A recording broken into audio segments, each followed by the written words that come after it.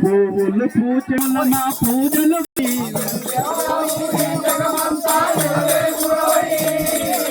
వెలిచావో ఈ జగమంతా విలవేసుడవై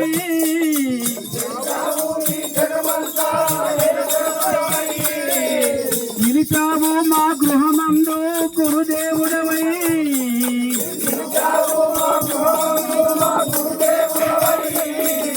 పరిపూర్ణుడా శ్రీరాజయోగి సిద్ధేశ్వర మహారాజా పూల పూజన పూజకు స్వామి పూర్ణుడై కలేరా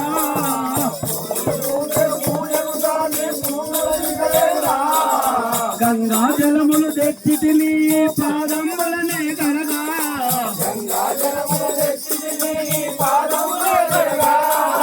పరిమళ హస్తము గంధము పూజల పాదముల నిడరా గంధము పూజల దీప ధూప నైవేద్యముల మా పూజలు గైగొనరా వెలిచావు ఈ జగమంతా ఇలవేల్పుడవై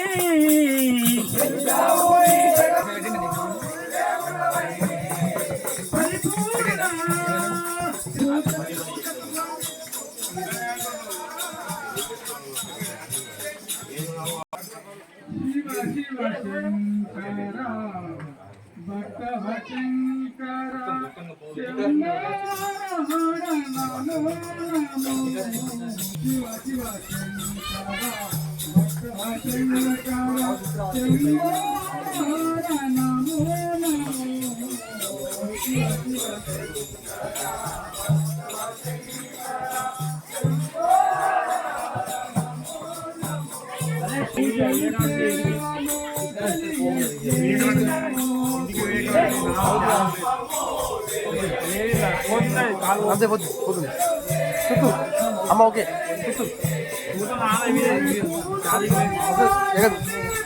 అన్ని ఫోన్లు బిజీ ఉన్నాయి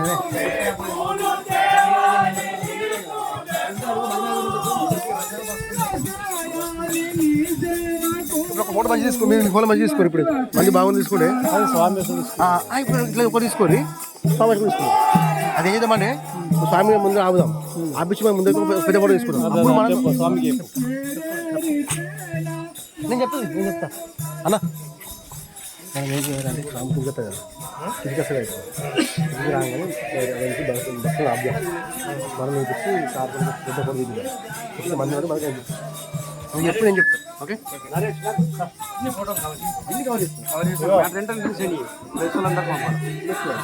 అన్న వచ్చిండు అన్న కూడా అందరికి కావాలి ఓకే ఓకే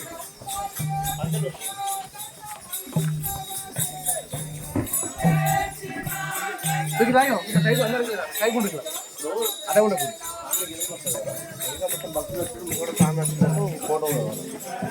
నేను చెప్తా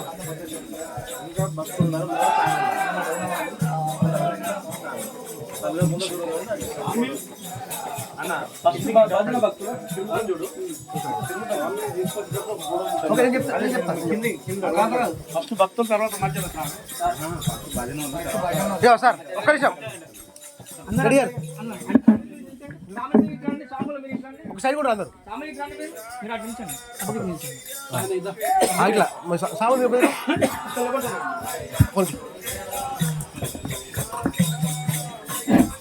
अवधूतवृंदन श्री गुरुदेव दत्त स्वामी जी महाराज की सिद्धेश्वर महाराज की गणपति लिंगवामहे कविं कवीन भौमश्रवस्तवं ज्येष्ठराजं ब्रह्मणां ब्रह्मणस्पदः आनुष्टुंगुण्णोतिभिस्तिरसादनं श्री महागणाधिपतये नमः श्री सरस्वती नमः श्री गुरुभ्यो नमः हरिः ओम देवीं वाचन्द्रेवात्मां विश्वरूपा प्रभो वदन्ति तानो मूर्धां निर्वाणगुरुस्तुतैतुः अयं मुहूर्तस्तु अयं मुहूर्तकाले सूर्यादीनां नवानां ग्रहाणाम् अत्यन्तान्यकूलिता फलसिद्धिरस्तु ओम ब्रह्मदेक्षरित्रः स्थिरैरङ्गैरुष्टुवागमरुष्टोभिः देवहितमो यदायुः यस्तिन इन्द्रो रुद्रष्टवाः यस्तिना पूषा विश्ववेधाः यस्तिना रुद्रेमष्टुरेभिः यस्तिनो बृहस्पतिर्दधातु ओम शान्ति शान्ति शान्तिः तस्मै श्री गुरवे नमः गुरुर्ब्रह्मा गुरुर्विष्णु गुरुदेवो महेश्वरः गुरु साक्षात् परब्रह्मा तस्मै श्री गुरवे नमः चिन्मयं व्यापि तस्मै त्रैलोक्यचराचरं तत्पदं दर्शितं येनां तस्मै श्री गुरवे नमः सर्वाशत्रोर्धितं विराजितं भुजां वेदान्तवेदं सूर्यो तस्मै श्री गुरवे नमः ज्ञानशक्ति समारोच्य तस्मै श्री गुरवे नमः शोषणं शोभविन्दाश्च ज्ञापनं घ्राणसम्पदा गुरो अन्नाद श्री जगन्नाथ मद्गुरो श्री जगद्गुरो मध्यात्मं सर्वभूतात्मा तस्मै श्री गुरवे नमः गुरुजादिच्छाश्च गुरो परमैधैवतो गुरो परात्परं नास्ति तस्मै श्री गुरवे नमः ब्रह्मानन्दं परमसुखदं सद्गुरु अवधूत चिंतन श्री गुरुदेव दत्त स्वामी जी महाराज की ओम तश्चंजोरारुणामहे गादुई यज्ञाय गादुई यज्ञपदये दैवी स्वस्तिरस्तु नः तिरोहतिं एतावानस्य महिमाम् अदोछायागुश्च पुरुषः पादोश्च विश्वभूतानि त्रिपादस्यामृतं दिवि त्रिपादोर्ध्वमुदयेत् पुरुषः पादोऽसेहापवात् पुनः तदो विश्वं विक्रामतुं शासनानशने अभि तस्मात् विराडजनदेवा यजन्तां साध्यार्षयश्च ये तस्मात् दिग्नाः सर्वभूतां संवृतं पुषदाच्छं पशुगुस्तागुच्चक्रे वायव्यानम् आरण्यान् ग्राम्याश्च ये तस्मात् दिग्नाः सर्वभूतां रजस्सामानि जिग्निरे छन्दागुंसजिग्निरे तस्मात् यजुस्तस्मात् अजायतां तस्मादश्वा अजायन्ताम् एके चोपयाततः गावो अजग्निरे तस्मात् छाता अजावयः यत्पुरुषं विदधुं कृतदाव्यकल्पयन् मुखं किमस्य गौ बाहु गावूरोपादावुच्येते अजायतां चन्द्रमा मनसो जातः चक्षो सूर्यो अजायतां मुखादिन्द्रश्चाग्निश्च प्राणयोगागम् अकल्पयन् वेदाहमेकं पुरुषं महान्तम् आदित्यवरणं तमसस्तु पारे सर्वाणि रूपाणि विचित्रधीरः नामानि कृत्वा विवदनो यदास्ते दाता पुरस्तादिमुदाजार चित्रप्रविद्वान् प्रतिष्ठतस्यः तमेवं विद्वानमृत इह भवतिं नान्यः पन्था अयनाय विद्यते यज्ञेन यज्ञमयजन्त देवाः तानि धर्माणि प्रथमान्यासन् ते अनागं महिमानश्च जन्ते यत्र पूर्वे साध्यासन्तु देवाः अभ्यस्तं बोधप्रतिव्यैरसाश्च विश्वकर्मणः समवर्ततादीन् तस्य त्वष्टा विदधद्रूपमेतिम् तत्पुरुषस्य विश्वमाजानमग्रे वेदाहमेतं पुरुषं महान्तम् आदित्यवर्णं तमसस्तु पारे दाता पुरस्तादिमुदाजार शक्रप्रविद्वान् प्रतिष्ठतस्यः तमेवं विद्वानमृत इह भवतिं नान्यः पन्था अयनाय विद्यते विघ्नेन यज्ञवैजन्त देवाः तानि धर्माणि प्रथमान्यासन् ते अनागं महिमानश्च जन्ते यत्र पूर्वे पन्था विदधेयनाय प्रजापतिश्चरति गर्भे अन्तः अजायमानो बहुधा विजायते तस्य धीरा परिजानन्ति योनिं मरीचीनां पदमिच्छन्ति वेदसः ओ ये देवेभ्यो आदपतिं यो देवानां पुरोहितः पूर्वो यो देवेभ्यो जातः नभो रुचाय ब्राह्मये ब्राह्मं ऋतं ब्राह्मं जनयन्तः देवाग्रे तद्ब्रुवन् यस्दैवं ब्राह्मणो विद्यात् तस्य देवा सन्वशे निरिच्यते लक्ष्मी च पत्न्यो अहोरात्रे पार्श्वे नक्षत्राणि रूपम् अश्विनौ व्यातम् इष्टं मनिषाणाम् अहं मनिषाणां सर्वं मनिषाणां चतुष्पदे ॐ शान्ति शान्ति दत्तात्रेय भगवान की जय मधो पूर्णं ददातिं एकदा सानीतिं एकदा ब्रह्म उपारतिं ॐ राजाधिराजाय प्रसद्यसायिने नमो वयं वै श्रवणाय कूर्मये कमेकमत्कामाय वक्यं कामेश्वरो वै श्रवणो ददातु कुबेराय वै श्रवणाय महाराजाय नमः तेन राजमहाबद्धदानमिन्द्रो महाफला फलिवैश्वरो भूत्वा फलिप्रदानं च करिष्यते फलिप्रदानं च करिष्यते फलिप्रदानं च करिष्यते उग्रं वीरं महाविष्णुं धिलान्तं सर्वतोमुखं नृसिंहं भीषणं भद्रं मृत्योर्मृत्युं नमाम्यहं त्र्यम्बके यजामहे सुगन्धिं पुष्टिवर्धनम् उर्वारुवन्धनात् मृत्योर्मुक्षीयमामृतातुम् ॐ हिरण्यवर्णाम् अरिणीं सुवर्णरजतस्रजां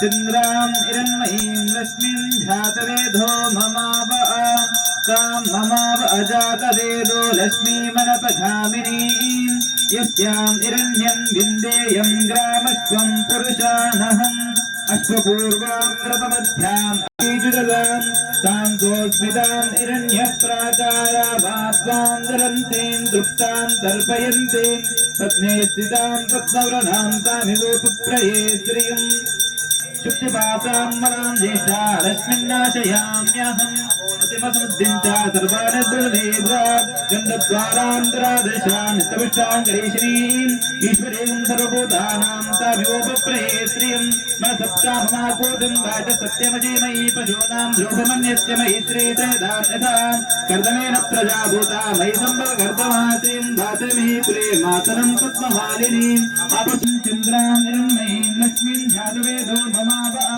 आर्धाभस्करेः पुष्पेन सुवर्णामेव मालिनीं सूर्यां निरन्मयीं लक्ष्मीं ॐ मनसप्ताममाकोटिं वाचः सत्यवतीमहि पशूनां रूपमन्यस्य मयि श्रीत्रयदां यतः कर्दमेन प्रजाभूता मयि सम्भवकर्दमा श्रीं धाते मे कुले मातरं पद्ममालिनीम् आपत्यन्तर्गच्छामि चित्रे दर्शने गृहे नगरे गन्धातरं श्रियं दाता मे कुले आर्धां इष्करणीं इष्टीं सुवर्णाम् एव मालिनीं चन्द्रां हिरण्मयीं लक्ष्मीं धातवेदो ममाव एव मालिनीं सूर्यां हिरण्मयीं लक्ष्मीं धातवेदो ममाव तां ममाव अजातवेदो लक्ष्मीमवगामिनीं यस्यां हिरण्यं प्रभूतं गावो ध्यात्वस्वन्देयं पुरुषानहम् इष्टदुःखदो भूत्वा दुःखयाध्यायमन्वहम्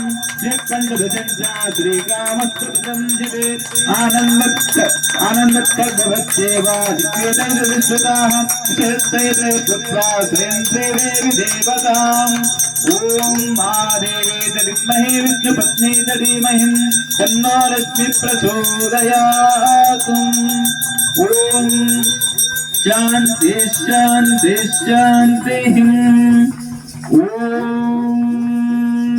चार्केश्वर महाराज जय। इबादत स्वामी जी महाराज की जय। पार्वती पदे हर हर बोला शंकर भगवान की जय। ओम परब्रह्म परमात्मने नमः जगदीश्वराय जय देवता अमृतो देवी देवता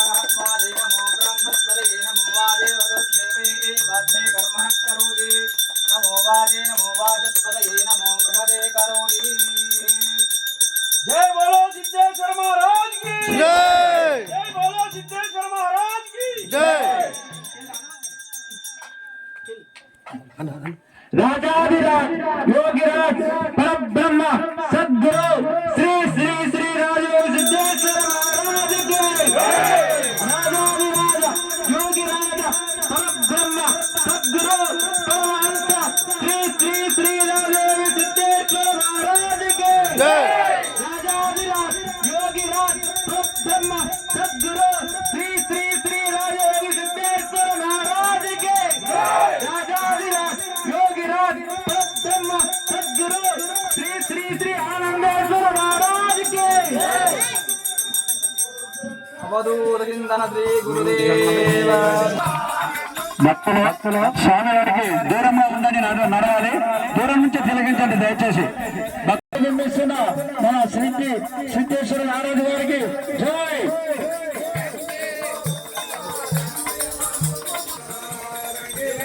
గణేష్ భజన వారి ముందు, భజన వారి ముందు గణేష్ భజన వారి ముందు స్వామికి తగలవద్దు ఎవరు కూడా.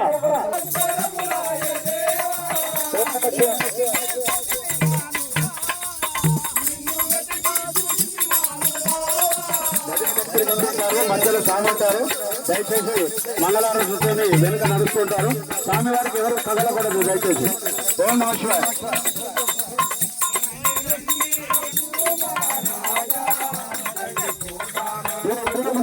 భక్తులు గమనించాలి.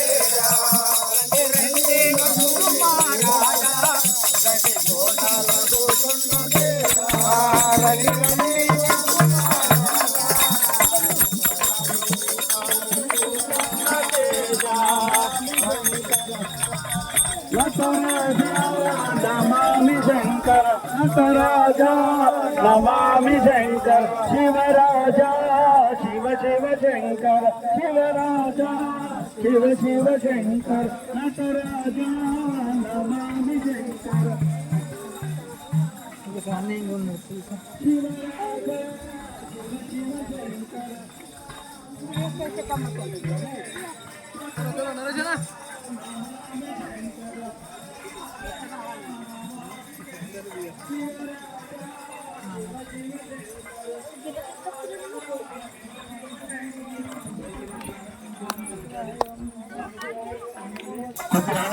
భజన భక్తులు భక్తులు వెనుకున్న మీద ఆగండి.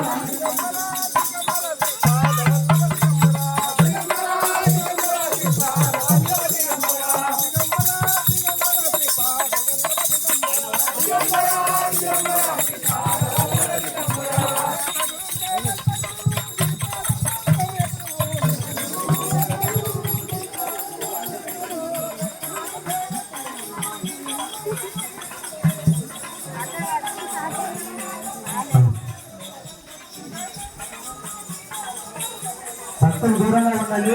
స్వామివారు విత్తనాలు చేస్తారు. భజన భక్తులు పెట్టండి, భజన భక్తులు పెట్టండి.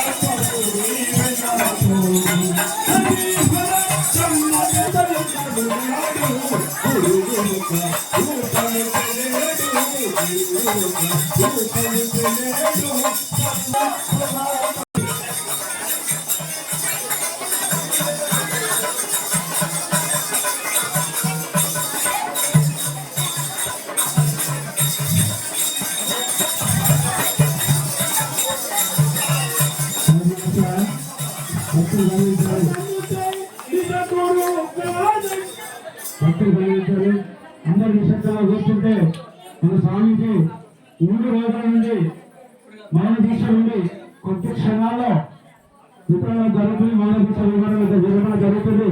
దయచేసి ఆ దివ్యకాంతమైన ముఖాన్ని చూసి ఆనందించండి. ఎవరు కూడా మాట్లాడద్దని కోరుకుంటున్నాను. ఓం నమః శివాయ. ఓం నమః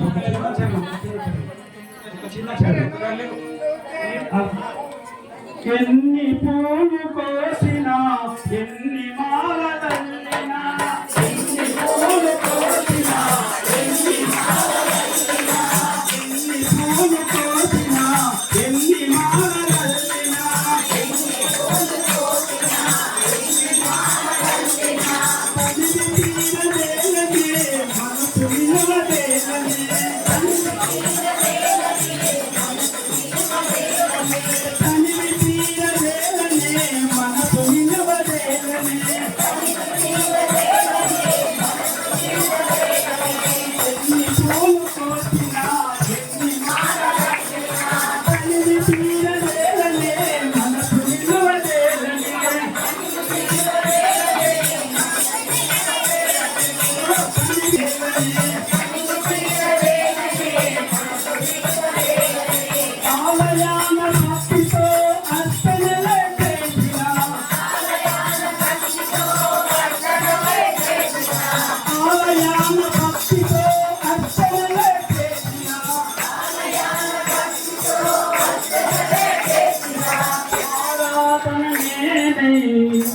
మాధవుడవు నీవై ఆరాధనే మాధవుడవు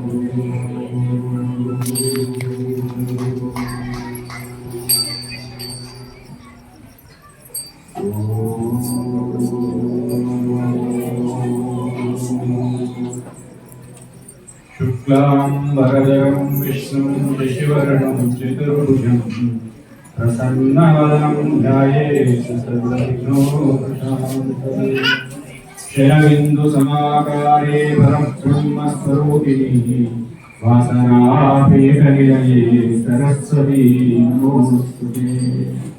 गुरुब्रह्मा गुरुविष्णु गुरुदेवो महेश्वरः गुरु साक्षात् परं ब्रह्म तस्मै श्री गुरवे नमः। जराधरं पाण्डुरङ्गं शूलहस्तं कृपानिधिं सर्वरोगहरं देवं दत्तात्रेयमहामजे।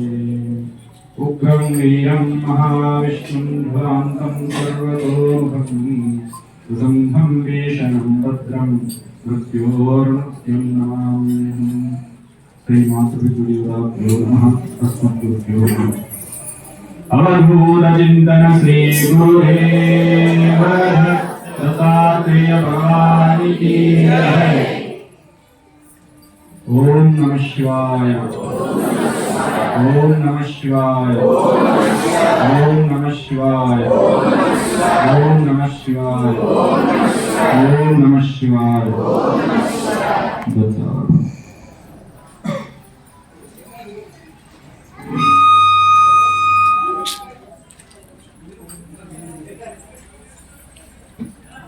దత్త జయంతి కార్యక్రమాన్ని అదేవిధంగా లింగాంగుట వార్షిక మహోత్సవాన్ని దానితో పాటు అనుష్ఠాన మౌనదీక్ష కార్యక్రమానికి వివిధ గ్రామాల నుంచి ప్రాంతాల నుంచి వచ్చేసినటువంటి అశేష భక్త జనులందరికీ కూడా ఈశ్వరు యొక్క అనుగ్రహం ఉండాలని కోరుకుంటూ అందరికీ స్వాగతం సుస్వాగతం. పెద్దల యొక్క అనుగ్రహం, తల్లిదండ్రుల యొక్క అనుగ్రహం, భక్తుల యొక్క సంపూర్ణమైన విశ్వాసంతో నేటితో అనుష్ఠాన దీక్ష అనేది సంపూర్ణంగా అనుకున్న విధంగా దిగ్విజయంగా పూర్తయినది. ఈశ్వరు ముఖ్యంగా దత్త జయంతి అంటేనే సనాతన ధర్మంలో గురు పరంపరకు ఒక ముఖ్యమైనటువంటి మూల రోజుగా మనకు శాస్త్రాలు ధర్మాలు చెప్తా ఉన్నాయి. ఈ రోజున యథాశక్తిగా ఈశ్వరుని యొక్క ఆరాధన, తల్లిదండ్రుల యొక్క ఆరాధన, గురువు యొక్క ఆరాధన చేసుకుంటూ ఆ యొక్క స్వామి యొక్క గురు పరంపరకు తొలి గురువు జగద్గురు అయినటువంటి శ్రీ దత్తాత్రేయ స్వామి యొక్క ఆరాధన చేసినా, దర్శనం చేసుకున్నా కోటి జన్మ పుణ్యం వస్తుందని చెప్తుంది సనాతన.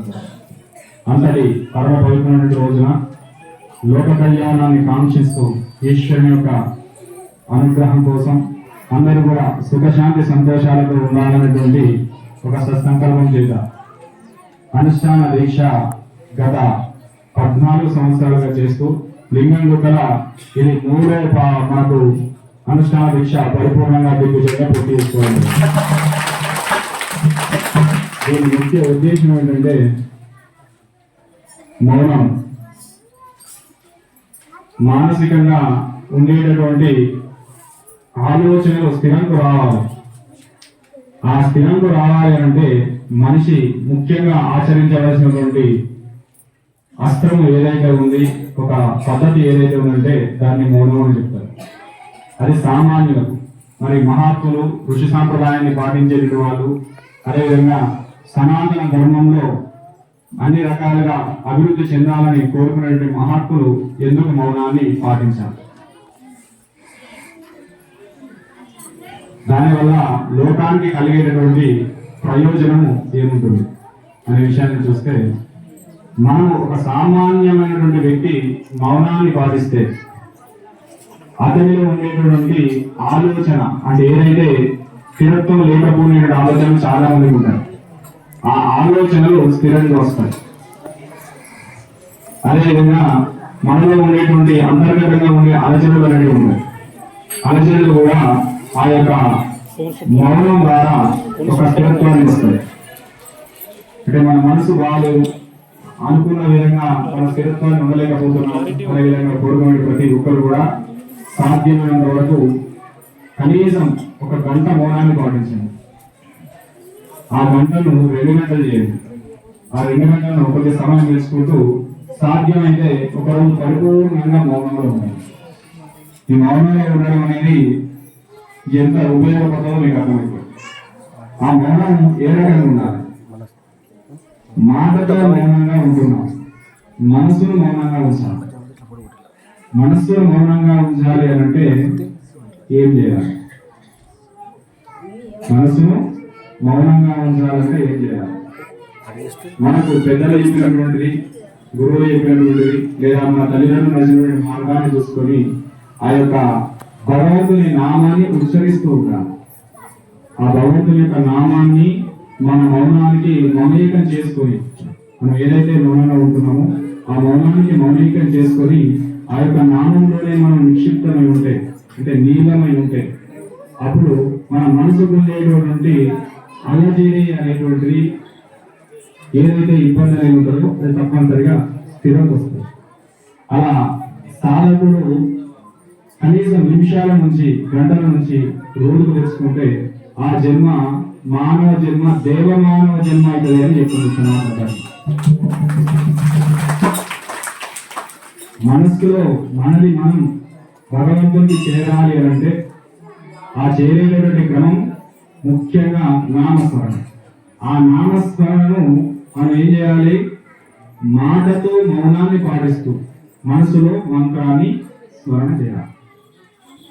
మనాత్రాయత ఇది మంత్ర. మనసులో మంత్రాన్ని ఎవరైతే చేస్తారో అప్పుడు సంకల్ప శక్తి అని వస్తుంది. సంకల్ప శక్తి ద్వారానే మనం అనుకునేటువంటి స్థితిలో మన జీవన విధానంలో ఉన్నతమైన స్థితిలో ముందుకెళ్తాం. ఇది సామాన్యులు ప్రతి ఒక్కరూ సాధకులు తప్పనిసరిగా అనుసరించేటట్టు మార్గం. రోజులు తరబడి ఉండలేము. ఏం చేయాలి? కనీసం ఉదయం లేవగానే స్నానం చేసుకొని భగవంతుడి దగ్గర మీకు ఉన్నటువంటి సాంప్రదాయాన్ని అనుసరించి, మీకు పెద్దలు ఏ సాంప్రదాయం పెట్టారో ఆ సాంప్రదాయాన్ని అనుసరించి దీపం ధూపం నైవేద్య భగవంతుడికి పెట్టి ఒక 5 నిమిషాలు 10 నిమిషాలు అదేవిధంగా ఆ విధంగా ఆ సమయాన్ని పెంచుకుంటూ మౌనాన్ని పాటించుకుంటూ జపం చేస్తుంది. రోజులో కనీసం సామాన్యమైన మానవులు ఎంతసేపు మౌనంగా ఉండాలి అంటే తెలిసి నిద్రపోయిన తర్వాత రోజు 10 గంటలు మౌనం ఉంటాం సమయం చెప్తారు. నిద్రలో మౌనం లేదు. మనం మేలుకతో ఉంటే కనీసం 45 నుంచి 3 గంటలు 45 నిమిషాల నుంచి 3 గంటలు ఎవరైతే మౌనంతో భగవంతుని యొక్క స్మరణ చేస్తారో ఆ విధంగా మీ జీవితంలో నిరాటంకంగా కనుక 12 సంవత్సరాల పుష్కర కాలం దాడితే వానికి 100% ఎలాంటి సాధన చేసినా చేయకపోయినా మోక్షం వస్తుంది అని చెప్పింది సనాతన ధర్మం. 45 నిమిషాల నుంచి 3 గంటలు ప్రతిరోజు కనీసం పుష్కర కాలం కూడా దానికి ఎక్కడికి వెళ్ళవలసిన అవసరం. మంచి గురువు ఎంచుకొని గురువు ద్వారా మంత్ర దీక్ష స్వీకరించి ఆహార నియమాలు యమ నియమాలు పాటించుకుంటూ మీ కుటుంబానికి అనుసరించిన విధంగా మీ జీవిత ప్రయాణాన్ని కొనసాగించుకుంటూ ఆ యొక్క ఈశ్వరుని యొక్క ఆరాధన చేసుకుంటూ నిత్యము మీరు చేసేటువంటి పనిలో భగవంతుని చూసుకుంటూ ఆ యొక్క స్థితిలో ముందుకెళ్తే 100% ఆ భగవంతుడు మీతోనే మమేకమై ఉంటాడు. ఇప్పుడు పాలలో కూడా వెన్ను ఉంటుంది. డైరెక్ట్ ఆ వెన్ను చూడగలుగుతామా? దానికి ప్రక్రియ జరగాలి. దానికి ఏంటి? ప్రతి మనిషిలో కూడా ఏముంటది? దైవత్వం అనేది తప్పనిసరిగా జరిగి ఉంటుంది. ఎలాగైతే మనం పాలను కొన్ని పరిక్రమలు చేసుకుంటూ దాని నుంచి వెన్న తీస్తాము, వెన్న తర్వాత నెయ్యి వస్తుంది. ఆ నెయ్యి తర్వాత భగవంతుని దగ్గర దీపమై ఆ దీపమే పరంజ్యోతి స్వరూపమై మనకు చెప్తున్నది. అదేవిధంగా ప్రతి ఒక్క సాధకుడు కూడా అనంతర దానగా ఉంటే ఏది కూడా రాదు. కొంతవైపు మన జీవితాన్ని స్థానం వైపు మళ్లించుకోవాలి. అది మన కుటుంబం కోసం కావచ్చు, మన యొక్క శక్తిగతులు కావచ్చు, లేదా మన జీవిత ప్రయాణాన్ని ఒక మహోన్నత స్థితికి చేసేయడం కోసం కావచ్చు. దానికి కావాల్సింది ఏంటంటే ముఖ్యంగా నామస్మరణ, రెండోది మౌనం. మౌనం అనేది చాలాతోటి మాటతో కాదు, మనసుతో మౌనం ఉంచే ప్రయత్నం చేయాలి. ఇలా స్వామి మౌనం ఉండమన్నాడు, రేపటి నుంచి మీ పిల్లలు అమ్మానించిన మౌనం, అట్లాంటి అది మౌనం కాదు. మనసుతో మౌనం సాధ్యమైనంత వరకు తక్కువగా మాట్లాడు. అనవసర విషయాలు మాట్లాడుతూ ఉంటాం. ఒక ఆలయ కష్టం పదే చెప్తూ ఉంటాం. సాధ్యమైనంత మౌనంగా ఉండండి. ఏం చేయాలి? ఆలయ కష్టము ఎక్కువ నామస్మరణ చేస్తూ ఉండండి. భగవంతుని ఉన్నంతసేపు కూడా నిత్యము మనసులో స్మరణ చేస్తూ ఉండండి. కానీ మనం ఏం చేస్తున్నాం? ఇక్కడికి వచ్చిందంటే కొద్దిగా 2 రోజులు లేట్ కలిస్తే వాళ్ళతో కావాల్సిన ముచ్చట్లన్నీ పెట్టుకుంటాం. ఇలా ఏమైపోయింది మన జీవితం అంటే, ఆలయానికి వెళ్ళినా ఆశ్రమానికి వెళ్ళినా అక్కడ మన మనసులో ఉన్నటువంటి మాటలన్నీ తనివిధిగా చెప్పుకోవడానికి వెళ్తున్న పరిస్థితి ఏర్పడుతుంది. దానికోసం వెళ్ళదు, భగవంతుని యొక్క స్మరణ కోసం వెళ్ళాలి. ఎందుకంటే ఆలయంలో మనకు గత 3 రోజులు అద్భుతంగా ఒక శాస్త్ర పద్ధతిన భగవంతుడు పెద్దలు మనకి ఎన్నో మార్గం పద్ధతిన ఎన్నో అద్భుతమైన దైవ కార్యక్రమాలు పొద్దున్న నుంచి సాయంత్రం వరకు నిరంతరం జరుగుతూ ఉన్నాయి. ఆ జరిగేటటువంటి క్రియలో సాక్షాత్తు మాకు దైవశక్తి కాస్మోటిక్ పవర్ అనేది ఇక్కడ నిక్షిప్తమై ఉంటుంది. ఆ ఫలితాన్ని మీరు తీసుకెళ్ళాలి. ఇంతమందిని ఇక్కడికి పిలిచి ఈ కార్యక్రమాల్లో మిమ్మల్ని కూడా మమేకం చేసి మీ అందరికీ కూడా మంచి ఫలితం రావాలని ఒక సత్సంగా చేసినట్టే కరెంట్ భగవంతు శక్తి అంతటా ఉంటుంది. టీవీలో కూడా కరెంట్ అంతటా ఉంటుంది, కానీ ఒక లెక్క వస్తుంది. భగవంతు శక్తి కూడా ప్రపంచం అంతా వ్యాపించి ఉన్నది. కానీ దైవ స్థలాలలో ఎందుకు దాని యొక్క కాంతి విరదిల్లుతున్నదంటే అక్కడ నిత్యంలో జరిగేటటువంటి ఒక అద్భుతమైన క్రియ జరుగుతూ ఉంటుంది. ఆ క్రియను భక్తిపూర్వకంగా మీరు ఆస్వాదించగలగాలి. ఆస్వాదించే స్థితిని అలవాటు చేసుకోవాలి. ఒక 10 నిమిషాలు, ఒక 5 నిమిషాలు కూర్చొని అక్కడ ఏం జరుగుతుంది మనసాక్షిగా భగవంతుని విన్నపం చేసుకొని అందులో ఉన్న శక్తిని నాకు ప్రసాదించు స్వామి. ఆ శక్తి ద్వారా నా కుటుంబానికి, నాకు, నా కుటుంబానికి, నా వ్యవహారానికి, నేను చేసేటటువంటి పనులలో ఉన్నతమైన స్థితి ఇయ్యండి స్వామి అని చెప్పి ఆ పరమేశ్వరుని వేడుకున్నా, గురువును వేడుకున్నా, ఇక్కడ ఉన్నటువంటి దేవీ దేవతలను వేడుకున్నా కూడా అది నిజమైనటువంటి వైబ్రేషన్ మీతో రావడానికి ఉపయోగపడుతుంది. ఆ విధానాన్ని మనిషి మనం ఏం చేస్తున్నాం, మన ఆలోచన రాహిత్యం వలన, అంటే తెలుసు మౌనంగా ఉండి మనం సాధారణ చేయాలని, కానీ ఏదో కొన్ని విధానాల వల్ల మనం దాన్ని తప్పుకుంటున్నాం. జీవితంలో ఎప్పుడైనా మర్చిపోకూడదు ఏంటంటే మీరు ఎక్కడికి వెళ్ళండి, అక్కడ ఉన్నటువంటి ఆ యొక్క దైవ నామస్మరణ చేయండి, భగవంతుని యొక్క ఆరాధన, అది మీకు శుభాన్ని ఇస్తుంది. కాబట్టి అందరి యొక్క ముఖ్యంగా ఈశ్వరు యొక్క అనుగ్రహం ఉండాలని ఈరోజు ముఖ్యంగా దత్త జయంతి, దత్తుని యొక్క జయంతి అంటే దత్తాత్రేయ స్వామి బర్త్డే, పుట్టినరోజు. ఈ పుట్టినరోజున స్వామివారి యొక్క విధానాన్ని మనం తెలుసుకోవాలి.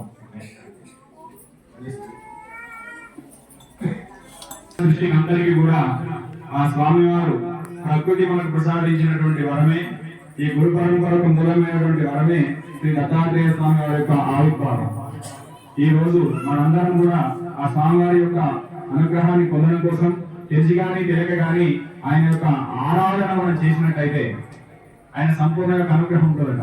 ముఖ్యంగా దత్తుని యొక్క అనుగ్రహం ఏ విధంగా ఉంటుందంటే ఆయన భక్తులు ఎక్కడున్నా సరే మన కోసం ఒక తాడేసి తనంతర తాను వినిపించుకుని ఆయన కార్యక్రమాలు చేసుకుంటాడు అని చెప్తారు సనాతన ధర్మం పెద్దలందరూ.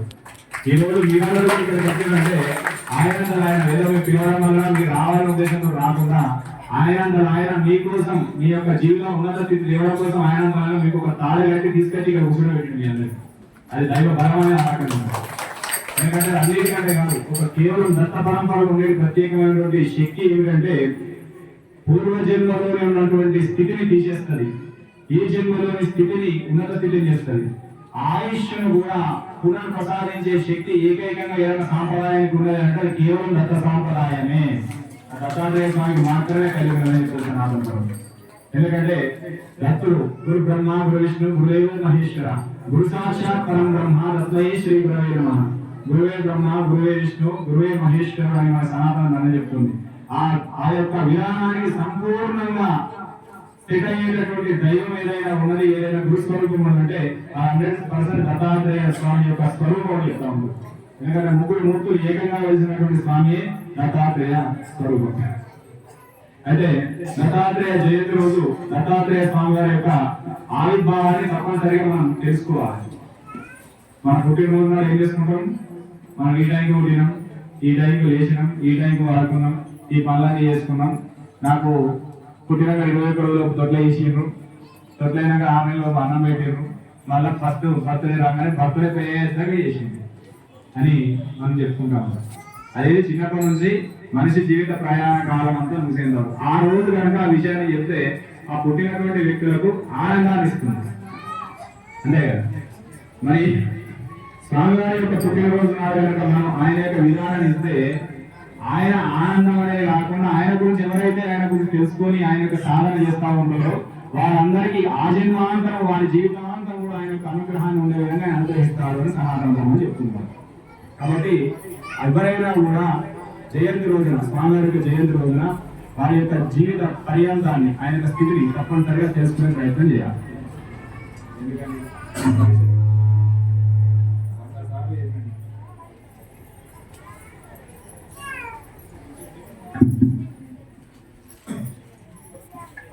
అయితే దత్తాత్రేయ స్వామి యొక్క ఆవిర్భావం పూర్వము ఆ స్వామి యొక్క అనుగ్రహం ఒకరిగా ఉన్నటువంటి పరమాత్మ తానే అనేక మవాలను యొక్క సత్సంకల్పం చేసి, ఎందుకంటే సృష్టిని సృష్టించేది అదే, సృష్టిని పాలించేది అదే, సృష్టిని లయం చేసేది కూడా దైవశక్తి మాత్రమే. ఆ శక్తి యొక్క స్థితిలో ముఖ్యంగా ఈ ఎలాంటి విధాలు లేకుండా అన్నపీన బ్రహ్మాండాలన్నీ కూడా సంచరించేటటువంటి ఒక మహాశక్తి స్వరూపం. ఆయన ఏ పని చేసినా కూడా లోక కళ్యాణ కారకం కోసమే ఆయన విధానం చేస్తూ ఉంటారు. అలా ఆయన జీవన విధానం కొనసాగుతున్నటువంటి క్రమంలో కృతాయుగం అందున ఆ నారద మహర్షి అన్ని ప్రాంతాలు తిరుగుతున్నప్పుడు భూలోకం పైన కూడా ఒక ప్రాంతాన్ని చూసి ఆ ప్రాంతంలో ఉన్నటువంటి ఆత్రి మహర్షి ఆశ్రమాన్ని చేరడం జరుగుతూ ఉంటుంది. ఆ ఆశ్రమం అంతా కూడా ఎంతో దైవశక్తి, ఎంతో ఆనందదాయకంగా, ఒక ఆహ్లాదకరంగా ఆ వాతావరణం అంతా ఉంటుంది. ఆ వాతావరణంలో చూడగానే ఆయన ఒక ఆనందాన్ని కలిగించే విధంగా ఈ భూలోకంలో కూడా ఇంత సుందరమైన ప్రదేశం, ఇంత అద్భుతమైన దైవశక్తి కలిగిన ప్రదేశం మనకు ఉంటుందా అనేటువంటి ఒక ఆలోచన చేసుకొని అక్కడ ఉన్న విధానాన్ని అంతా కూడా చూశాడు. అక్కడ ఉన్నటువంటి అంశాలు ఏమిటంటే, అక్కడ తపోనిధి అయినటువంటి ఆత్రి మహర్షి యొక్క సంపూర్ణమైన తపశక్తి ఒకటైతే, ఆత్రి మహర్షి యొక్క భార్య ఏం పేరు అనసూయాదేవి, మర్చిపోయేది బాబు. అనసూయాదేవి యొక్క ప్రాతిపత్మ మహిమ ద్వారా ఆ ప్రాంతం అంతా కూడా ఆనందంగా ఆహ్లాదంగా అది మనకు కలుగుతున్నది, అంటే లోక కళ్యాణకరంగా మారుతున్నది. అప్పుడు నారద మహర్షి అమ్మ యొక్క స్థితిని చూసి అమ్మ యొక్క శక్తి, ఇంత శక్తి ఏ విధంగా ఆహ్వానించింది అనేది చూసుకొని ఆలోచించినట్టయితే ఆ స్థితిలో ఆమెకు మించినటువంటి ప్రతివత, ఆమె ప్రతివత ధర్మాలే ఆమెకు అంత శక్తినిచ్చినాయి అనే విధంగా ఆయన తెలుసుకుంటాడు. తెలుసుకుని ఆ విషయాన్ని ఏం చేస్తాడు, లోకాలన్నీ తిరుగుతూ ఉంటాడు కాబట్టి అదే విధంగా బ్రహ్మలోకానికి వెళ్ళి అక్కడ ఆ స్వామి బ్రహ్మలోకం అధిపతులు ఎవరు, మేమైతే కాదు, మాకైతే తెలియదు, బ్రహ్మ విష్ణు సరస్వతి మాత. అక్కడ ఉన్నటువంటి ఆ స్థితిలో వాళ్ళ దగ్గరికి వెళ్ళి ఇక్కడ అనసూయ మాత యొక్క విధానాన్ని, ఆమెకు ప్రతివత ధర్మాన్ని చాలా గొప్పగా స్వామి పొగడం జరుగుతుంది. ఆ పొగిడిన సందర్భంలో వాళ్ళు బ్రహ్మదేవుడు ఆలోచించి, సరస్వతి మాత కూడా ఆలోచించి కొద్దిగా అమ్మవారికి మాకంటే కూడా ప్రతివతన అనేటువంటి ఒక భావన, అంటే వాళ్ళకు రాలేదు, లోక కళ్యాణం కోసమే అట్లాంటి ఆలోచనలు వస్తాయి. దైవాలకు కూడా కొన్ని ఆలోచనలు మార్పు జరుగుతున్నాయి. మహాత్ములు కూడా కోపము, ఆవేశము, ఆందోళన ఇలాంటి భావాలు కలుగుతున్నాయి అంటే అది వాళ్ళకి ఇబ్బంది కాదు, ఎదుటి వాళ్ళకి ఇబ్బంది కాదు, లోక కళ్యాణ కారకం అవుతుంది అని మనకు శాస్త్రం చెప్తా ఉన్నారు. అయితే అదేవిధంగా విష్ణుమూర్తి దగ్గరికి కైలాసానికి వెళ్ళినప్పుడు కూడా ముగ్గురు అమ్మలకు కూడా అదే ఆలోచన కలుగుతుంది. ఈ అనసూయాదేవి మాకంటే కూడా ప్రతివర్తన ఆమె యొక్క స్థితిని తగ్గింది, అంటే మేమే గొప్పగా ఉండాలి, ఇక్కడ ఉన్నారంటే త్రిమాతల యొక్క పేరే మన బహిర్గంగా కావాలి తప్ప వేరే వాళ్ళ యొక్క పేరు బయటకు రావద్దన్న ఆలోచనతో వాళ్ళు ముగ్గురు మూర్తులను ప్రేరేపించడం జరుగుతుంది. ఏమని, ఆ తల్లి యొక్క ప్రతివత ధర్మాన్ని తగ్గించమని. అలా తగ్గించినప్పుడు ఏమవుతుంది, ఆమె యొక్క స్థితి తగ్గడం వలన వీళ్ళ యొక్క స్థితి పెరుగుతుంది అని వాళ్ళ నిరుత్సాహమైన ఆలోచన కాదు వాళ్ళకు, అది లోక కళ్యాణం కావాలి అనే ఉద్దేశంతో ఆ తల్లిలో కూడా అలాంటి ఆలోచన ప్రేరేపించుకొని ఆ ముగ్గురు మూర్తులకు చెప్పడం జరుగుతూ ఉంటుంది. ఆ ముగ్గురు మూర్తులు కూడా అమ్మవారి యొక్క ప్రతివత ధర్మాన్ని పరీక్షించదలిసి, పోగొట్టమనే ఈ దైవం అలాంటి పనులు చేయరు. ఒక తల్లి యొక్క ప్రతివతను కానీ, ఒక భక్తుని యొక్క భక్తిని కానీ, భక్తుని యొక్క శక్తిని కానీ ఏ దైవం కూడా కాలం చేయరు, కానీ పరీక్షిస్తారు. అది మీ జీవితంలో కూడా మీరు తప్పనిసరిగా తెలుసుకోవాలి. తెలుసుకుంటేనే మీ జీవితానికి ఉన్నతంగా పరిపూర్ణత వస్తుంది. అలా ఆలోచించిన తర్వాత ముగ్గురు మూర్తులు కూడా అమ్మవారి యొక్క ప్రతివత ధర్మాన్ని పరీక్షించిన, ఎవరికి మనం అన్న ప్రసాదం ఇచ్చినా, ఏదైనా సరే ప్రసాదాన్ని మనం భగవంతు రూపంగా సాధు రూపంగా ఇచ్చినా అది సాక్షాత్ దత్తాత్రేయ స్వామి స్వీకరిస్తుందని మీరు కూడా భావించుకోవాలి. ఆ ముగ్గురు మూర్తులు కూడా అమ్మవారి దగ్గరికి ఏ విధంగా చెందు భిక్షుల యొక్క రూపంలో రావడం జరిగింది. అప్పుడు ఆర్తి మహర్షి లోక కళ్యాణార్థం నిత్యం కూడా తపో మహిమలో తపో స్థితిలో ఉంటారు. మహాత్ములు ఎందుకు తపస్సు చేస్తారు అంటే ప్రకృతి చల్లగా ఉండాలి, ఈ చరాచర సృష్టి అంతా కూడా చల్లగా ఉండాలి. ఇందులో ఉండేటువంటి ఆ స్థితి ఏదైతే ఉంటుందో భగవంతుని ఒక గురికి చిరాచరంగా ఈ సృష్టి మీద నిలిచి ఉన్నారు, భూమండలం మీద నిలిచి ఉన్న సదుద్దేశంతోనే మహాత్ములు తపస్సు చేస్తారు. వాళ్ళకి కావాల్సిన ఫలితం ఏముండదు. అట్లాంటి లోక కళ్యాణ కారకమైనటువంటి వారిలో ఆత్రి మహర్షి ఉంటారు. ఆత్రి మహర్షి యొక్క ఆలోచన శక్తి ద్వారా ఆత్రి మహర్షి ఆ భిక్షులు ఎప్పుడైతే ఆశ్రమానికి వచ్చున్నారో వచ్చిన సందర్భంగా ఆశ్రమంలో ఆ మహర్షి బయటకు వెళ్ళడం అంటే వనానికి వెళ్ళి తపస్సు చేసుకోవడం జరుగుతూ ఉంటుంది. ఆ సమయంలో ముగ్గురు మూర్తులు కూడా భిక్షుల రూపంలో ఎక్కడికి వచ్చారు? అమ్మవారి యొక్క చంద్రకు ఆశ్రమానికి వచ్చి భగవతి భిక్షాదేవి, అమ్మ మాకు ఆకలి అయింది. ఆకలితో ఉన్న అమ్మ తత్వం అది.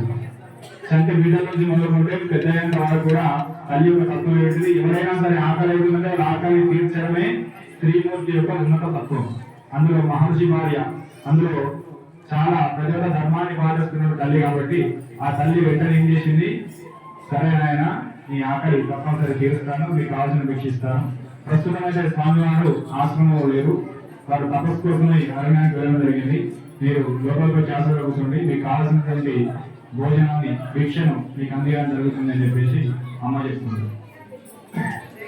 అప్పుడు ఆ ముగ్గురు మూర్తులు కూడా అంటే ఆసనాల పైన చాపలేసి ఎవరైనా మన ఇంటికి వదిలి వచ్చినా, బంధువులు వచ్చినా, ఎవరైనా మహాత్ములు వచ్చినా మనం ఏం చేస్తాం? ఇల్లు శుభ్రం చేసుకుని వాళ్ళ కోసం ఒక 2 పీటలు కానీ ఏదైనా వేసి కూర్చోబెట్టి వాళ్ళకి మనం కావాల్సినవి అన్ని పరిక్రమలు చేస్తూ ఉంటాం. అదేవిధంగా ఆ అమ్మ కూడా అందరికీ కూడా ఆసనాలు ఏర్పాటు చేసి ముగ్గురు మూర్తికి ఆసనాలు కూర్చొని నాయన అని చెప్పి వటన ప్రారంభిస్తున్నారు, వటనకు సిద్ధమవుతున్నారు. ఆ టైంలో ఆ యొక్క మూర్తులు శ్రద్ధగా వినాలి. ఒక సమయానికి ఏ రకంగా మనం జ్ఞానాన్ని కలిగి ఉండాలి, ఏ రకంగా మనం సమయ స్ఫూర్తిని కలిగి ఉండాలి, ఏ రకంగా మనం జీవితంలో ధర్మాన్ని అంటి పెట్టుతూ ఉండాలి అనే విధమైన అంశాలు మన పురాణాల ద్వారా తెలుస్తాయి, లేదా గురువు యొక్క సత్సంగం ద్వారా తెలుస్తాయి. ఇవి రెండు చాలా ప్రధానం. జీవితంలో మీ ఎదుగుదలకు, మీ యొక్క జీవితంలో ఉన్నతికి రావడానికి జీవితం మొదలైతే అజ్ఞానంతో మొదలైంది. దాన్ని సాధకు తన యొక్క స్థితి ద్వారా, తన యొక్క శక్తి ద్వారా జ్ఞానం వైపు మలుచుకోవాలి. ఆ స్థితే మనకి ఎల్లకాలం ఉన్నతమైన స్థితిని ఇస్తుంటది. కాబట్టి ఆ ముగ్గురు మూర్తులు కూడా ఇంటిలో వచ్చి కూర్చొని వాళ్ళకి వడలేసిన స్థితిలో అప్పుడు అమ్మని అంటున్నారు, అమ్మ నువ్వు నాకు భిక్ష ఇస్తానని మాటిచ్చావు, కానీ ఆ మాటను నిలుపుకోవాలి, నువ్వు ఇచ్చిన భిక్ష మేము తినాలి అంటే నీ శరీరానికి ఉన్న వస్త్రాలు విడిచి మాకు భోజనం పెట్టాలి. అలా పెడితేనే మేము నువ్వు ఇచ్చినటువంటి ఆహారాన్ని తీసుకుంటాము, లేదంటే తిరిగి వెళ్ళిపోతాము అనేటువంటి ఒక ఆలోచన అమ్మ దగ్గర చేస్తారు. అప్పుడు ఏమైపోయింది? అమ్మ ముందు ఏం చెప్పిన వాళ్ళకు? తప్పనిసరిగా నీకు భోజనం పెడతా అని చెప్పి మాట ఇచ్చింది. ఆ మాట చెరుకు పెట్టింది. ప్రతి ఒక్కరు కూడా ఇలాంటి అంటే అదే జరుగుతుందని కాదు, ఇది ధర్మ సంకటము అని అంటారు. ఇది ధర్మ సంకటము. ఏదో స్థితిలో భగవంతుడి కోసం తపస్సు చేస్తాం మనం, చాలా తపస్సు చేసి చేసి భగవంతుడు వచ్చే ముందు భగవంతుడు ఎందుకు భక్తుని పరీక్ష పెట్టుకుంటే నేను ఇచ్చేటటువంటి ఈ శక్తి, ఈ వరము వారికి యోగ్యమైందా కాదా, వారు దాన్ని నిలుపుకుంటారా లేదా అనే విధంగా సాధకునికి భగవంతుడు పరీక్ష పెడతారు. భగవంతుడు ఆయన గురువే పరీక్ష పెడతారు. గురువుగా కాకుండా లౌకిక విద్యలో కూడా ఒక 10th క్లాస్ పాస్ కావాలన్నా దానికి ఒక ఎగ్జామ్ అనేది ఉంటుంది. ఒక డిగ్రీ పట్ట రావాలంటే కొన్ని ఎగ్జామ్స్ రాసుకుంటా ఉంటే డిగ్రీ పట్ట వస్తుంది. డిగ్రీ లౌకిక పరమైనటువంటి చదువుకి అన్ని పరీక్షలు రాసి మనం పట్టాలు పొందితే ఆ భగవంతుని యొక్క అనుగ్రహాన్ని పొందాలి అంటే సాధకుడు ఎన్ని పరీక్షలు పొందాలో ముందు ఆలోచించాలి. అంటే ఒక భగవంతుని చేరాలి, గురువు యొక్క అనుగ్రహాన్ని పొందాలంటే మనని మనం సంపూర్ణంగా త్యాగం చేసుకోవాలి. మన శరీరాన్ని భగవంతునికి అంకితం చేయాలి, గురువుకు అంకితం చేయాలి. కంటపించిన మార్గం అనేది ఉండదు. ఎవరైతే మనసుతో కానీ, వాళ్ళ యొక్క ఆలోచనతో కానీ, వాళ్ళ స్థితితో కానీ భగవంతునికి గురువుకు కనవకాలం దత్తం చేసుకున్నాడంటే అతనికి జీవితంలో ఎలాంటి పరీక్షలున్నా భగవంతుడి తల నుంచి బయట పడేస్తారు. అక్షర సత్యంలో అంశాలు మనసులో పెట్టుకోవాలి. ఇవి రెండు పెట్టుకున్నామంటే నీకు ఎన్ని పరీక్షలు వచ్చినా ఆయన చూసుకుంటారు. ఎందుకంటే పెట్టేది ఆయన కదా, చూపెట్టేది ఆయన కాబట్టి ఆయన చూసుకుంటారు. అదేవిధంగా అమ్మకు కూడా అప్పుడు ఉన్నటువంటి ఆ ధర్మ సంకటం నుంచి ఆలోచన రావాలని ప్రతివంత యొక్క ధర్మం ఏంటంటే భర్త యొక్క ఆజ్ఞ, ఎవరికి ఏం చేయాలన్నా ఏది చేయాలన్నా ముఖ్యంగా ప్రత్యక్ష దైవం అని చెప్తారు త్రిమూర్తులకు. ఆ యొక్క స్వామి యొక్క అనుగ్రహం కోసం స్వామి యొక్క పాలకులు చేసుకొని సంకల్పం చేసుకుంటారు. వీళ్ళు ఈ రకంగా అడుగుతున్నారు అంటే వీళ్ళు సామాన్యులు కాదు. ఎప్పుడైనా సరే ధర్మ సంకటానికి సంబంధించిన ప్రశ్నలు మనం చేస్తున్నారు. మన జీవితంలో జనరల్గా కాకుండా దానికి మించినటువంటి యొక్క ఆలోచనతో మనకు ఏదైనా సంకటం జరుగుతున్నది అంటే అది ఈ దీనికి కాదు, లోకానికి అతీతమైనది, దైవానికి దగ్గరైనది. ఇప్పుడు మనం ప్రయత్నం చేస్తాం, డబ్బులు ఇల్లు కట్టాలనుకుంటున్నాం, డబ్బులు ఉన్నాయి మన దగ్గర 50 లక్షలు, స్థలం ఉంటుంది, అన్ని పరికరాలు ఉంటాయి.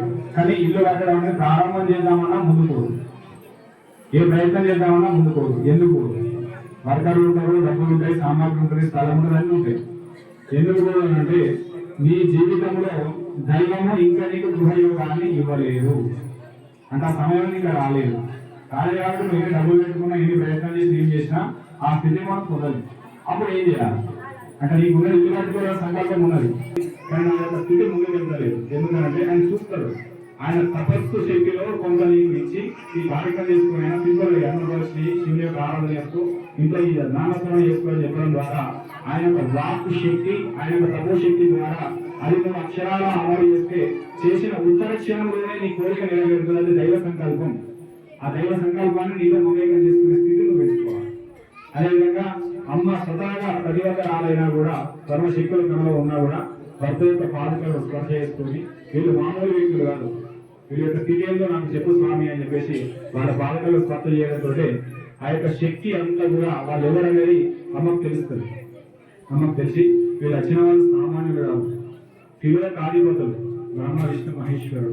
వీళ్ళు కేవలం లోక కళ్యాణం కోసం మా యొక్క తపశక్తి యొక్క స్థితిని మాకు అందించడం కోసం వచ్చినట్టు మహాత్ములు అని చెప్పేసి వాళ్ళ యొక్క స్థితి ఎప్పుడైతే భగవంతుడు ఇచ్చినటువంటి ఆ స్థితిని ఇచ్చేసుకోవాలని అమ్మ సంకల్పం చేస్తుంది. ఏదైనా సరే పరమేశ్వర అన్ని యొక్క ఈ జీవితమే నీకు అంకితం చేసినాం, ఈ శరీరం ఒక రకం కాదని చెప్పేసి వాళ్ళకి సమస్య చేసుకొని ఆత్మ మహర్షి ఆజ్ఞ తీసుకొని వాళ్ళు కోరిన విధంగా విభక్తంగా ముందుకెళ్ళేసరికి వాళ్ళు ఏమైపోయారు, చిన్న పిల్లలుగా మారి పసిబాలుడు అయిపోయారు. యొక్క శక్తి మనకు ఉపయోగపడుతుంది. వాళ్ళు పసిబాలుగా మారి, ఎందుకంటే పసిబాలుగా ఉన్నప్పుడు అలా చేరుతున్నది విభక్తంగా వెళ్ళి వాళ్ళకి భోజనం పెడితే వాళ్ళు కనుక ఇలా రూపాలతో కనుక తల్లి చూస్తే తల్లి యొక్క 10 వేల ధర్మం బాగా లేదు. కానీ అక్కడ ఉన్నటువంటి స్థితి ఏంటి, మన తపశక్తి ద్వారా వాళ్ళ యొక్క సంకల్ప శక్తి ద్వారా బ్రహ్మ విష్ణు మహేశ్వరు యొక్క సంకల్ప శక్తి ద్వారా ఏమిటండి ఆ యొక్క ప్రతివాద ధర్మాన్ని అనుసరించి లోక కళ్యాణ కారకం కావాలనే ఉద్దేశంతో పరీక్ష విషయంలో వాళ్ళే బాధ్యత ఇచ్చింది. ఎక్కడైతే పరీక్ష మొదలవుతుందో సాధకునికి ఆ పరీక్ష సమయంలో దైవత్వానికి ఈశ్వరుని యొక్క ఆరాధనకు పెద్దల యొక్క అనుగ్రహానికి దూరంగా ఉండదు.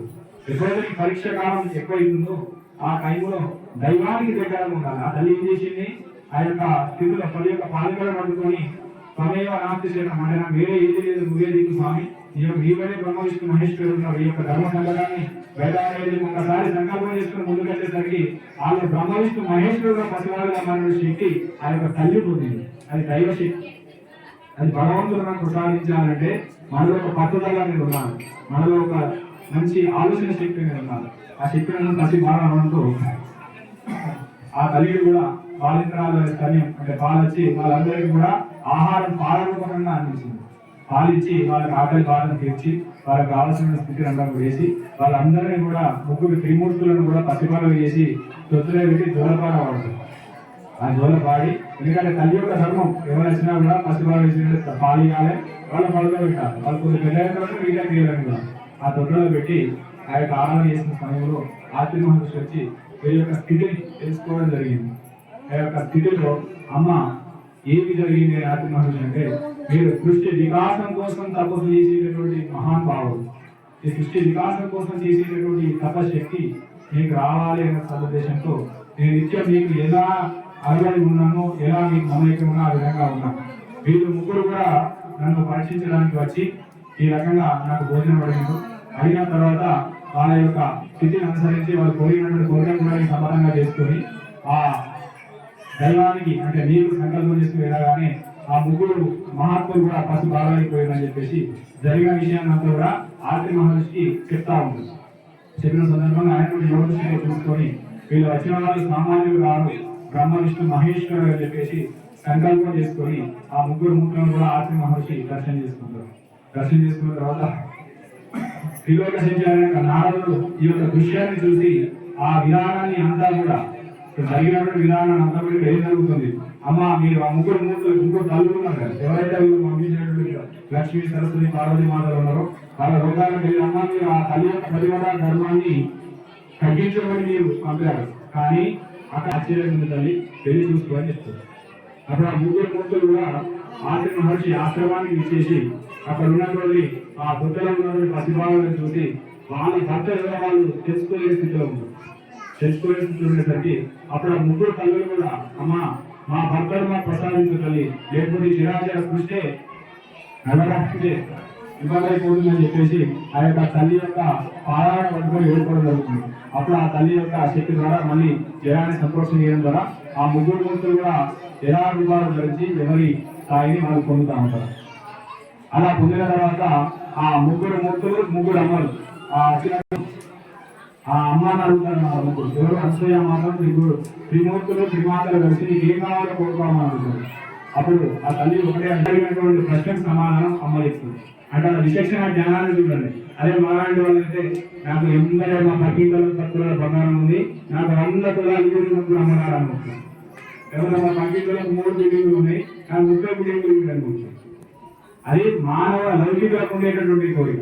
కానీ ఆ తల్లి ఏం చేసింది, మాకు రావాల్సింది ఏమీ లేదు, ఆ యొక్క స్థితి లోక కళ్యాణం కోసం చేసేటటువంటి క్రమంలో మేము ఉన్నాం కాబట్టి నా భర్తకు ఏదైతే కావాలనో వాళ్ళ సంకల్ప శక్తిని సిద్ధింపజేసే ఆలోచన మీరు ఇస్తే మాకు సంతోషం అని చెప్తున్నారు. అది నిజమైనటువంటి ప్రతిమత ధర్మం, నిజమైన శక్తి కలిగినటువంటి లక్షణం. అప్పుడు ఆత్రి మహర్షి కూడా అమ్మకి ఏం చెప్తాను, వీళ్ళు నీ శక్తిని అనుసరించి వచ్చినటువంటి వాళ్ళు కాబట్టి నీకు ఎలాంటి కోరిక కావాలన్నా నువ్వే కోరిక కోరుకోవాలి, నాకే అవసరం లేదు. ఎందుకంటే ఆయన కోరిక ఫలించినట్టే. బ్రహ్మ విష్ణు మహేశ్వరు ఆశ్రమానికి వచ్చి పసిపిల్లల వాళ్ళ తొట్టలో వాళ్ళ ఇంటిలో ఉండాలని అన్నవిషయాలు ఏం కావాలి, చరాచర సృష్టి ఉన్న శక్తి అంతా కూడా వాళ్ళకి వచ్చేసింది. ఇక కోరుకోవాల్సినటువంటి అంశం అనేది ఏం లేదు. మన జీవితం ఆజ్ఞ ద్వారా ఇక్కడ చిరకాలం ఉండాలి కాబట్టి మీరు ముగ్గురు కూడా ఏదైతే పరీక్షించదలిసి మా దగ్గరికి వచ్చి మమ్మల్ని అమ్మాని మమ్మల్ని సంబోధించారో మీ యొక్క మాటలు సాధకత చేసి మా స్థితిలో మాకు పుత్రులుగా జీవించి మాకు ధన్యతను ప్రసాదించని స్వామి అని కోరుకుంటాం అనసూయమ్మ. అలా ముగ్గురు కూడా తనను తాను దత్తం చేసుకొని అనసూయ మాటకు పుత్రులుగా ఆవిర్భవించినటువంటి రోజే మార్గశిర శుద్ధ పౌర్ణమి చతుర్దశి అర్ధరాత్రి సమయం. అదే ఈనాటి ఉన్నటువంటి మహాపర్వతం అని దత్తాత్రేయ స్వామి చేయండి. అంశాలు కూడా బ్రహ్మ విష్ణు మహేశ్వర యొక్క 3 అంశాలు కూడా విష్ణువులో మమేకం చేసి విష్ణువు యొక్క అవతారంలో ఒకటైనటువంటి ఒక అవతారంగా ఆవిర్భవించిన దత్తాత్రేయ స్వామి యొక్క ఆవిర్భావమే ఈ రోజు మార్గశిర శుద్ధ పంచమి. కాబట్టి ఈ రోజు ఆ తల్లి యొక్క తపస్సుకు శుద్ధమై మనకు దత్తాత్రేయ స్వామి ఆవిర్భవించి ఈ చిరాచర సృష్టికి ఒక గురు పరంపరకు ఒక మూలమైనటువంటి శక్తి మనకు వచ్చింది అని అంటే దీనికి మూలకాలం ఎవరు, ఆత్రి మహర్షి అనసూయ. అప్పుడు అది కొన్ని కోట్ల సంవత్సరాలు తపస్సు చేసింది. ఆ తపస్సు అనేది ఏ రకంగా ఫలించింది, ముగ్గురు త్రిమూర్తుల యొక్క పరీక్ష తర్వాత ఫలించింది. అందుకే ధర్మం ఇప్పుడు కూడా చెప్తుంది, ఏది కూడా ఊరికే మన దగ్గర వచ్చినది ఇప్పుడు కూడా నిలవదు. నువ్వు నిజంగా కష్టపడి సాధన చేసి సంపాదించిందంటే ఎంతమంది నీ నుంచి గుంజుకపోవడం తీసుకపోవడం వెతకపోవడం ఉన్నా అది ఎక్కడికి వెళ్ళదు. అందుకే ప్రతి ఒక్కరు కూడా వేరే వాళ్ళపైన ఆధారపడి కాకుండా మీపైన మీరు ఆధారపడి మీ సాధన మీరు చేసుకుంటూ మీ కృషి మీరు చేసుకుంటూ మీ జీవితంలో ఉన్నతమైన స్థితి పొందాలి అని చెప్పడానికి లోకానికి గురు పరంపరను ఇవ్వడానికి ఈ విషయం అంతా చెప్పాలని ఎవరు కావాలి, మనకు గురువు కావాలి.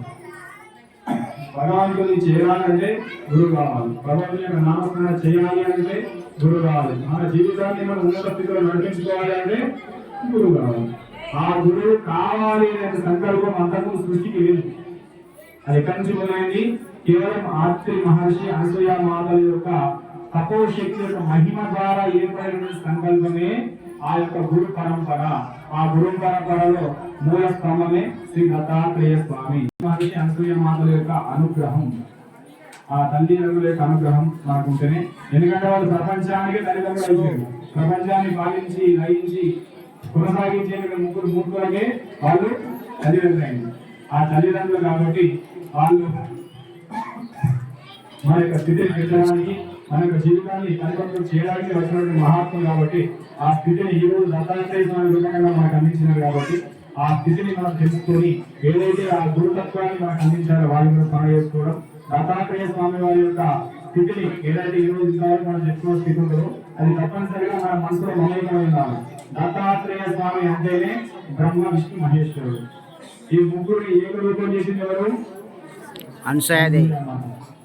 అనసూయమాత శక్తి ఎక్కడి నుంచి వచ్చింది? ఆర్తి మహర్షి యొక్క తపశక్తి ద్వారా. ఇది ఖచ్చితంగా ఈ చిన్న 2-3 అంశాలు మనం తెలుసుకోవాలి.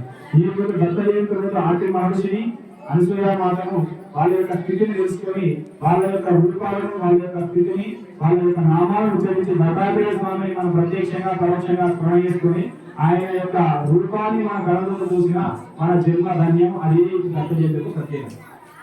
దానికి విషయంలో ఏముండదు. స్వామి యొక్క ఆరాధన అంటే మనం కోరుకున్న వాళ్ళని తెలుసుకుంటూ అని చెప్తుంది కారణం. గురుచిత్ర పాలన చేసినా తెలుస్తూ ఉంటుంది, ఎన్నో మహాత్మ చరిత్రలు పాలన చేసినా మన దాని యొక్క శక్తి తెలుస్తూ ఉంటుంది.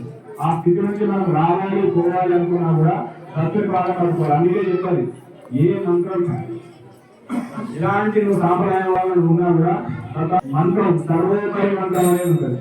అంటే దత్త దత్త దత్త అని నీకు ఏ మంత్రం కూడా స్థితి రాదు అని చెప్తాడు. అందుకే నువ్వు ఏ గురు పరంపరలో ముందుకు వెళ్ళాలన్నా ఏం చేయాలన్నా దత్తాత్రేయ సచ్చరిత్ర, శ్రీ గురు చరిత్ర తప్పనిసరి నిత్యం పారాయణం చేసి తీరాలి.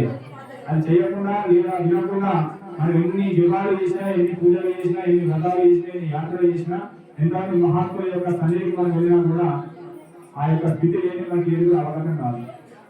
అది కావాలంటే తనగా ఒక్కసారి మీ మనస్సాక్షిగా దత్తాస్వామి ఈ యొక్క అనుగ్రహాన్ని మాకు ఇచ్చి ఈ యొక్క స్థితిని మాకు కలిగించి ఈ యొక్క నామాన్ని చేసే శక్తిని మాకు ప్రసాదించి స్వామి ఎక్కడైనా సంకల్పం చేసుకుంటే ఏదో రూపంగా మీరే కలిగి చేయబడి నడుపుకుని దాని పక్కన కూర్చునే శక్తి కేవలం దత్తాత్రేయ స్వామికే ఉంటుంది. అది చాలా అద్భుతమైన దాన్ని మీరు నిత్యం దాన్ని ఏం చేస్తారు, దాన్ని వినగలగాలి, దానికి ఆలోచన మన మనసులో ఉంచగలగాలి. ఉంచితేనే మీ యొక్క జీవితంలో దత్తుని యొక్క అనుగ్రహం ఎప్పుడు మీరు చేయబట్టి మీరు నడిపించేస్తుంటే ఉంటుంది.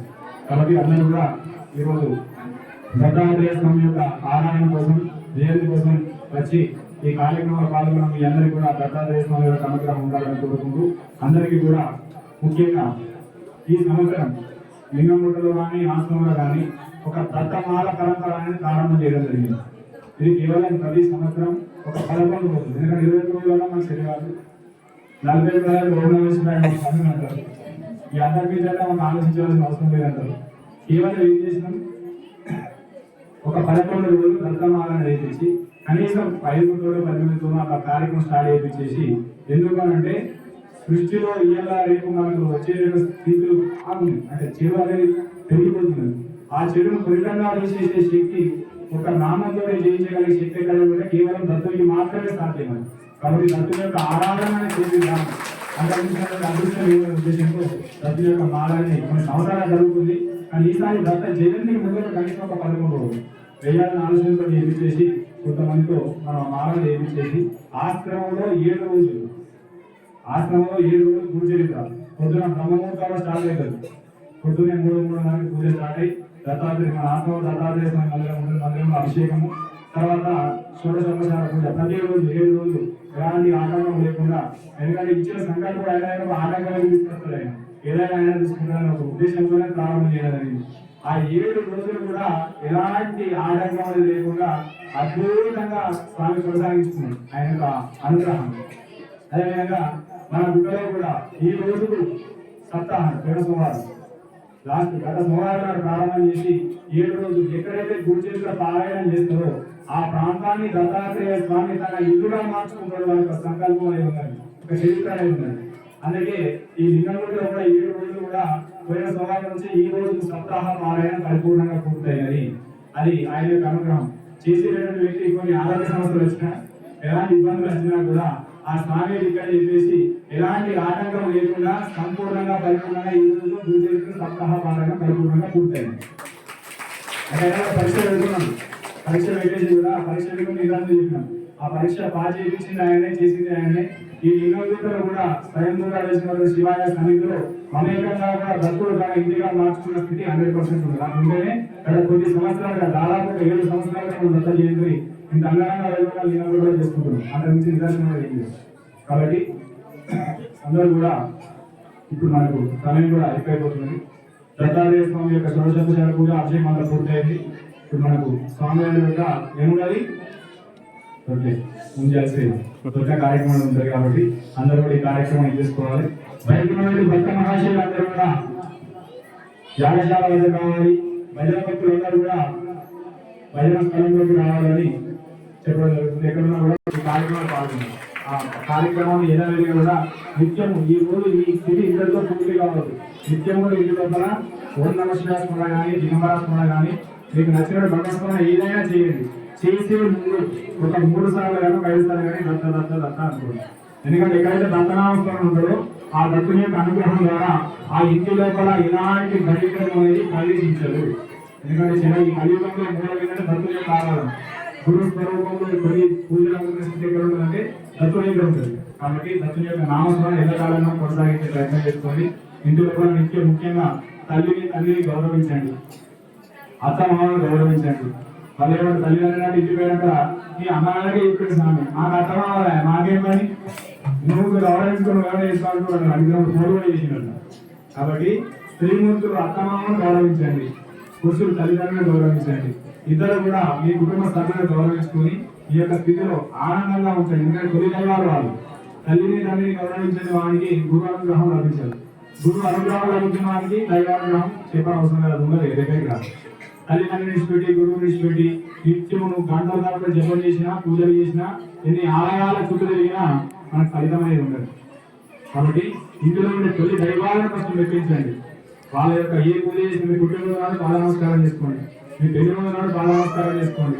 మీకు జీవితంలో వచ్చే ప్రత్యేక పర్వదినాలను తల్లిదండ్రులు స్మరణ చేసుకోండి. ఆ స్థితి మీ జీవితంలో ఉన్నతమైన స్థితినిచ్చి మీకు ఆరోగ్యాన్ని ఇచ్చి తర్వాత గురు అనుగ్రహాన్ని ఇచ్చి గురు అనుగ్రహం ద్వారా దైవానుగ్రహాన్ని ఏర్పడండి. మీ ఇల్లు నిత్యము అష్ట ఐశ్వర్యాలతో అష్టలక్ష్మి నివాసంగా ఎల్లకాలం ఉండాలని ఆ భగవంతుడు సంకల్పం చేసుకుంటూ అందరికీ కూడా జై గురుగారు.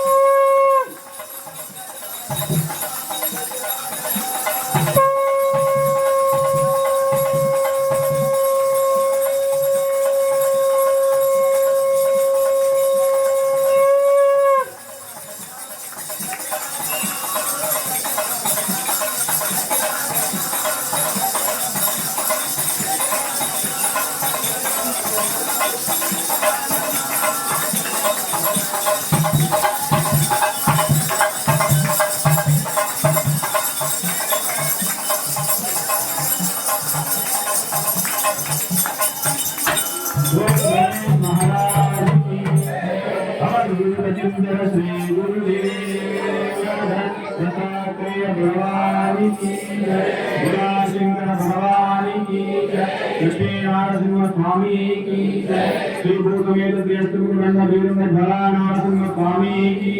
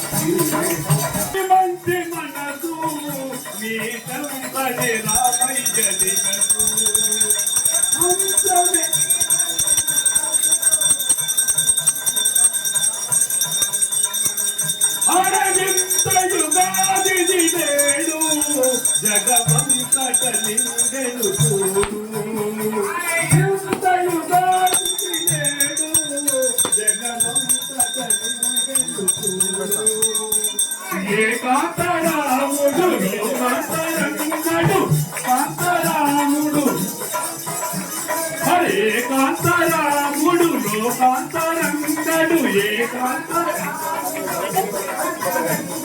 మీ సొంత సేవకు లోలుడు దయశీలుడు హరే రావణుడికి సోదరుడా దేవుని పూలను సోమరుడా హరే గణపోయి దేవుని కన్నుల కన్ని సేవించర హరే గణపోయి దేవుని కన్నుల కన్ని సేవించర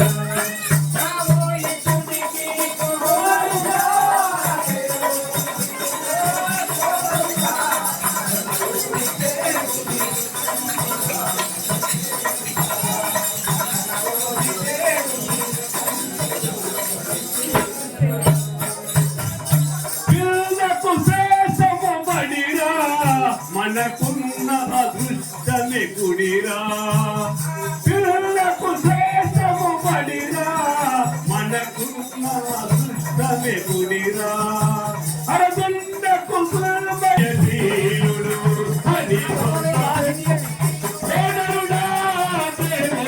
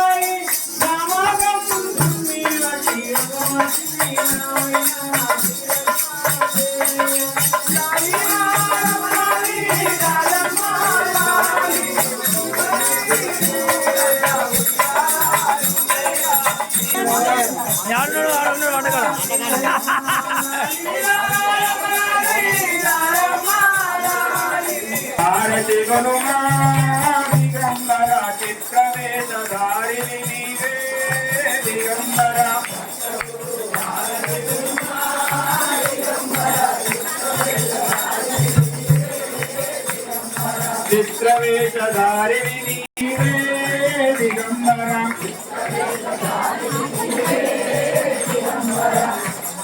నీ గుడిలో గంట వేసే గనగనమని మోగెనయా నీ గుడిలో గంట వేసే గనగనమని మామడిలో నీ నామము మారి మోగుతున్నదయా దత్తగురు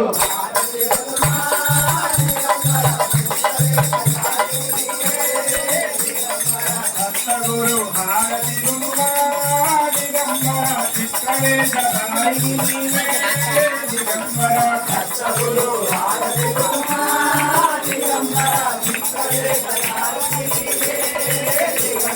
మమ్మల రక్షించలేము దత్తగురు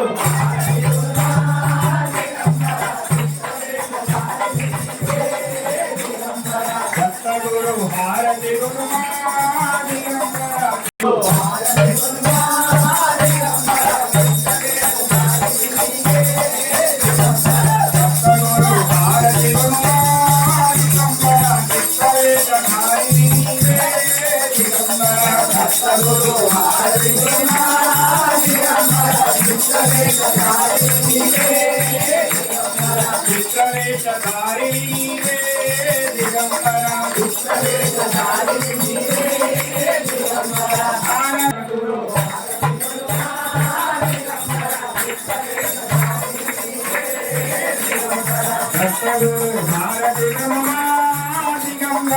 చిత్రవేషధారిణి నీవే దిగంబర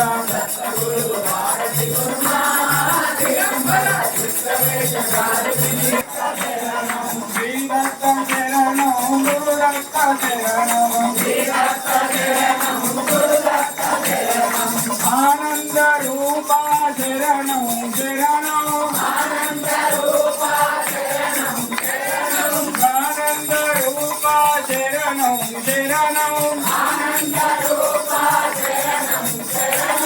అద్వితీయుడ శరణం శరణం దివ్య స్వరూప శరణం శరణం శ్రీమూర్తి రూప శరణం శరణం సద్గురు రూప శరణం శరణం నిత్యానంద శరణం శరణం బ్రహ్మస్వరూప శరణం సర్వాంతర్యామి శరణం శరణం సర్వాంతర్యామి శరణం శరణం శ్రీదత్త శరణం గురుదత్త శరణం